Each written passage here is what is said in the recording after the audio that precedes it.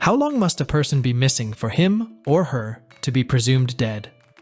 What if someone is unable to pay for the deceased funeral expenses? What are the costs of death in Singapore? Hello and welcome to What is the Matter, where we talk about money matters. Today, we will be discussing about the cost of death in Singapore. Note that this video is to provide general information only and cannot be relied on for its accuracy or completeness. With that, let us take a closer look at what happens after death in Singapore.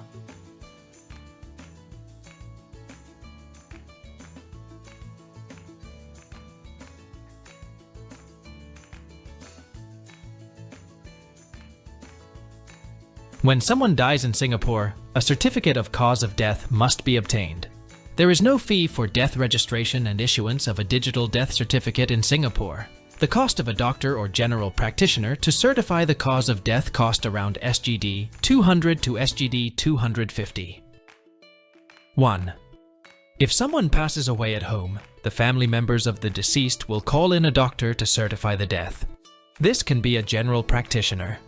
However, if the doctor finds that the cause of death is unnatural or unusual, they will refer the case to the police. 2. If someone passes away at home and the family members are unable to contact a doctor, they must report the death by calling the police. The police will then, to his or her best ability, investigate the cause and the circumstances of the deceased's death. 3. If death happens in the hospital doctor will register the death. If a Singaporean or Singapore PR or a long-term visit pass holder died overseas, the next of kin should register the death and get a death certificate from the foreign authority where the person had died. The next of kin may then be keen to repatriate the deceased back to Singapore. The cost of repatriation may be somewhere around $2,000. If an unnatural death in Singapore is suspected, an autopsy may be ordered under the Coroner's Act. Autopsies conducted under this reason will have their costs absorbed. If the family member wishes to obtain a copy of the autopsy report, they will have to pay a sum of $160.50. Due to various reasons, the family member of the deceased may also order a private autopsy, which may cost about $6,000 and a daily storage charge of $165.85 applicable from the third day onwards. After a deceased's death, some family members feel that they would like to commemorate the deceased person by posting an obituary in a newspaper.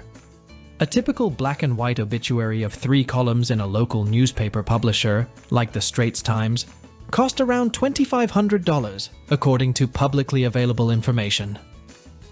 Let us now talk about funeral expenses. Depending on the religion and the length, funeral costs may vary. If the deceased's family members are Buddhists, they will arrange for a Buddhist funeral. Generally in Singapore, a Buddhist funeral can range between $5,800 to 28,000 Singapore dollars, depending on several factors such as the setup, what's included in the rites, and whether the family wants a grand send-off on the final day, such as arranging for live band. A Buddhist funeral lasts for usually 3 or 5 days. Typically in a Buddhist funeral, cremation is the option. A Christian funeral package costs between $4,000 to $5,000, either for a 3-day or a 5-day funeral. Typically, a pastor will start the service with a prayer and also guide the attendees to read verses from the Bible. The singing of hymns and songs are also common in a Christian funeral.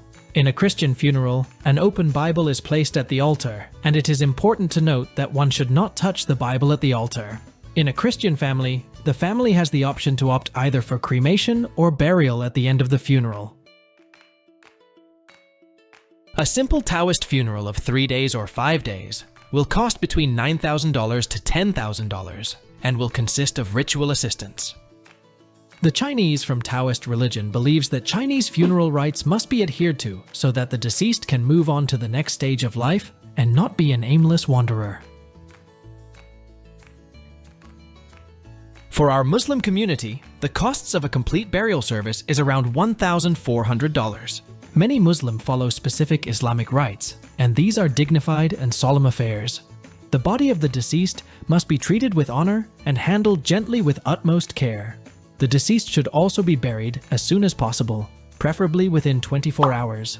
For other religions, including freethinkers, the cost of a funeral may range between $4,000 to $7,000. Some of the factors impacting the range of such costs may be the length of the funeral, the types of flowers used, carnations, lilies, chrysanthemums, roses, and etc., whether the family wishes to engage a caterer, and the type of coffin used.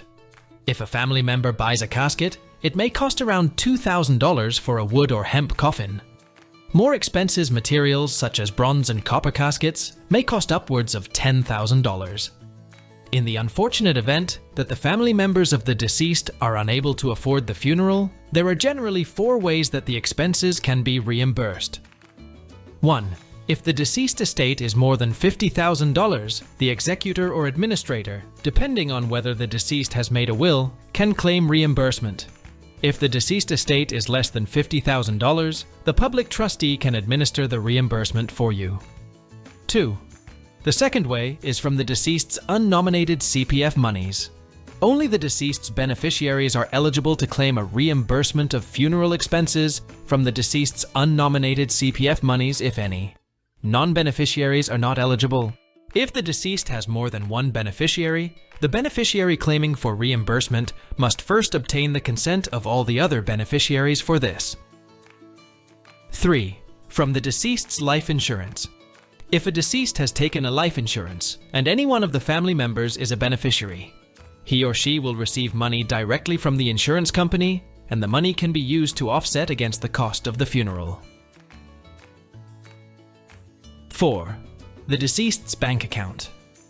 It is not unusual for a bank to freeze a deceased's bank account upon getting notified about his or her death. In this case, a legal representative has to approach the bank to close off the account. In Singapore, there are cases of presumed dead. This happens when a missing person meets several conditions.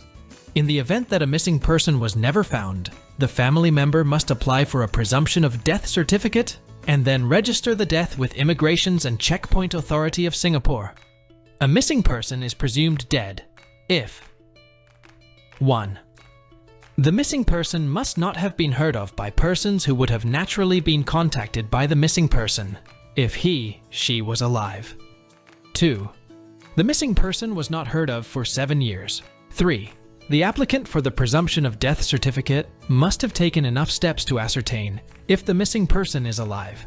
Again, these are general information. You should definitely contact a licensed professional in the unfortunate circumstance that such queries arise.